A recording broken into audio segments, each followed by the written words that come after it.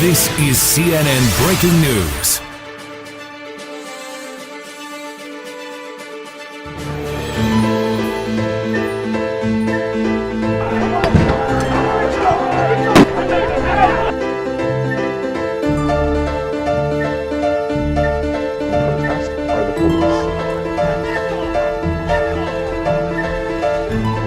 So if that means occasionally being violent against the people perpetrating violence, I accept that. It's Pepe's become kind of a symbol. Wages down or stagnant. NHS staff run off their feet. Ambulance crews crying because people are dying in their ambulances outside. Unrest and violence have exploded on the streets of Peru over ousted President Pedro Castillo. Eso no debió de ser. Él prácticamente lo tienen en secuestro.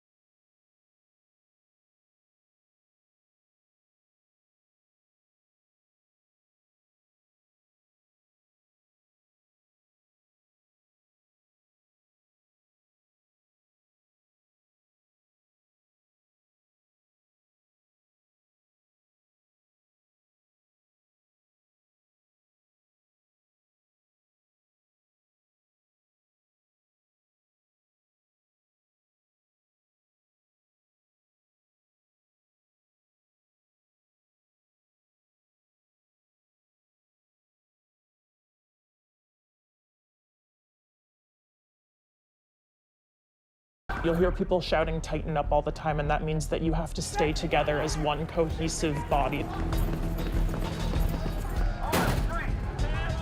The most violent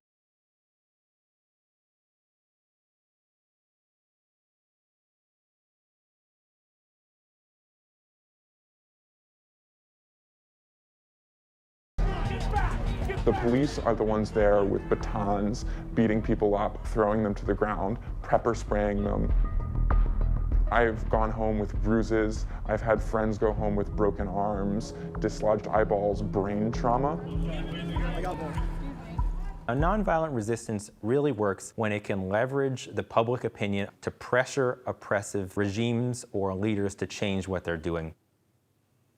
The question is, when it's fascism, when there is no room for public opinion to influence the decisions made by government, made by leaders, is that a viable option? Almost all people agree with violence at some point. Why do you support the violence of American soldiers and American police and not the violence of American citizens to stop Nazis? I actually personally really dislike violence. I'm not comfortable with it at all, as I don't think anyone should be. So for me, it's about minimizing violence.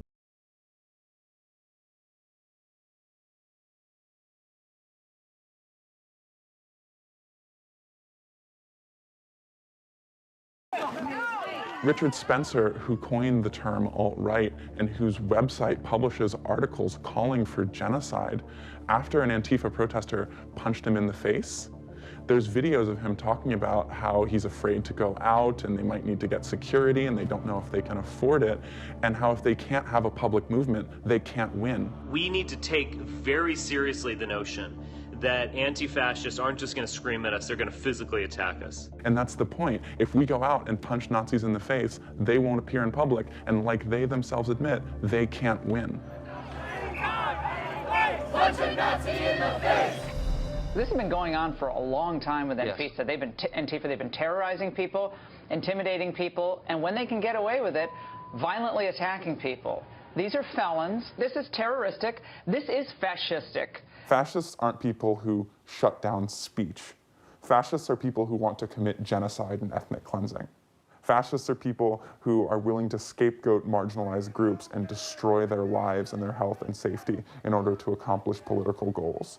That's a fascist. Antifa are not fascists. We're fighting against people that have been walking into black churches and killing people. That's violent. That's what the real violence is. And so to fight against that doesn't seem violent to me. That seems like meeting people where we're at to defend ourselves.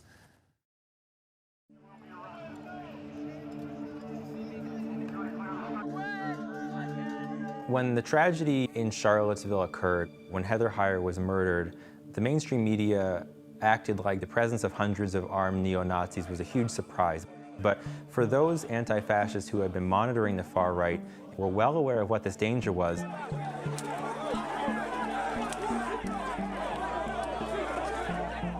Charlottesville was a really important turning point because it was the first time that there was no choice but for the media to show what was happening in a way that made the public understand who we are as anti-fascists. We have replaced you! They saved our lives, actually. We would have been completely crushed like cockroaches if it were not for the anarchists and the anti-fascists, because the police had pulled back and just allowing fellow citizens to go at each other.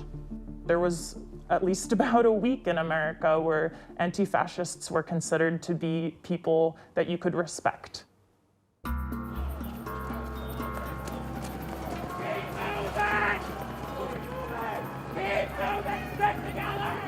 A lot of my friends are involved in the same type of activism.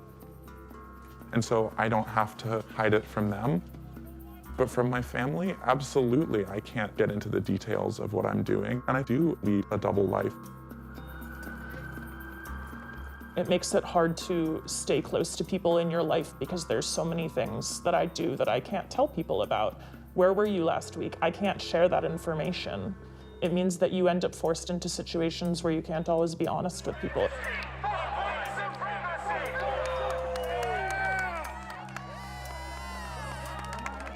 My community is other anti-fascist people. These are the people who helped me through some of my toughest struggles. And so I am able to feel like I have family. There's a feeling of obligation and doing what's necessary in order to make the world a little less of a scary place.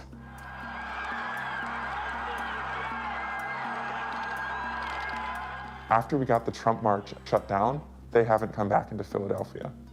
This works. The Trump election has invigorated and empowered white supremacists and neo-Nazis, but it's also invigorated and empowered the left. We are on the cusp of some change, and what change that is depends on who gets involved and who organizes. We are the people!